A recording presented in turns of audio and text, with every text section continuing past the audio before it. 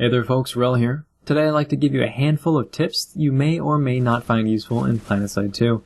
I'd actually like to do this more frequently, so let me know if any of this is useful and if you'd like more little shorts like this. Anywho, 5 quick tips that will hopefully help you in your daily play. The first is that you can use a resupply station mid-combat, and it's not only going to give you ammunition and grenades, but it's also going to restore your shields to full. So if you're fighting near a terminal, it can be a quick way to get that extra 500 shields back when you're hurting. Your health will not restore, however, you'd actually need to swap over to the medic class to do that, and that's something that you can actually do as well. Also, just as a little bonus here, max units can swap loadouts mid-fight. So if you need to be a burster or an anti-vehicle or anti-infantry loadout, all you have to do is just click on max and then select which loadout, and then click equip again, and it's not going to cost you additional resources, it's just going to let you resupply. Motion blur makes it really easy to see illuminated objects, so even for things you didn't know were glowy to begin with, like the Vanu Sovereign's Hyperion helmet.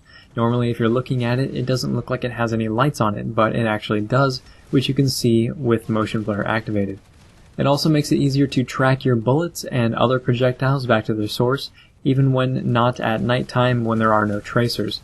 Motion blur definitely takes some getting used to, but the more that I play with it, the more I like it. And I've gone back and forth a number of times, so if your system can handle it being on, really try to play with it and get used to it. It's made a big difference in my game in more ways than one, but I will say that it's probably not for everyone.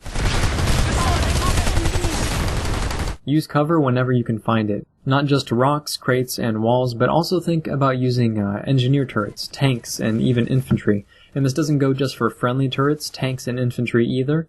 You can avoid line of sight of enemies who are paying attention to you by hiding behind the ones that are completely oblivious. So many times I've seen enemies mow down their own teammates to try to get to me, and it's good for a laugh or two if nothing else.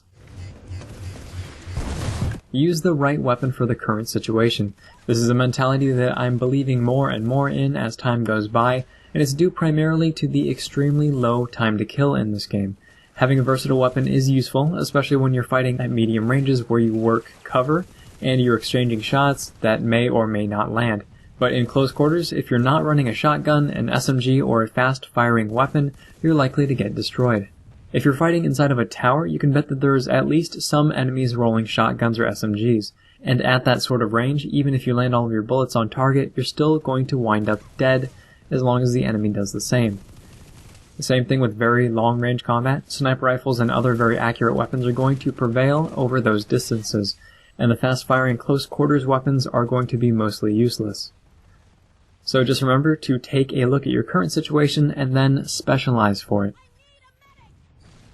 Don't stay in one place for too long. PlanetSide 2 seems to have a plague where players will just sit behind rocks for hours at a time just taking pot shots at one another. Now, taking up offensive positions is one of the single most useful things you can do in this game. People generally don't like to die, so they don't like taking risks. They just stay where it's cozy. And this really isn't helpful. It draws out battles much longer than they have to be drawn out, and the longer you stay locked into this sort of back and forth conflict, the more territory your faction is going to be taken from you elsewhere on the map. So take some risks, try to establish a forward base, and if you're lucky, you'll have some people follow you as well. That's all I've got for this quick batch of tips, but if this video has been interesting, helpful, or entertaining, please feel free to like, subscribe, and tell your friends about the channel. And if you'd like to see more short videos in this sort of style, just let me know in the comments below. Thanks very much, folks. Rel signing off.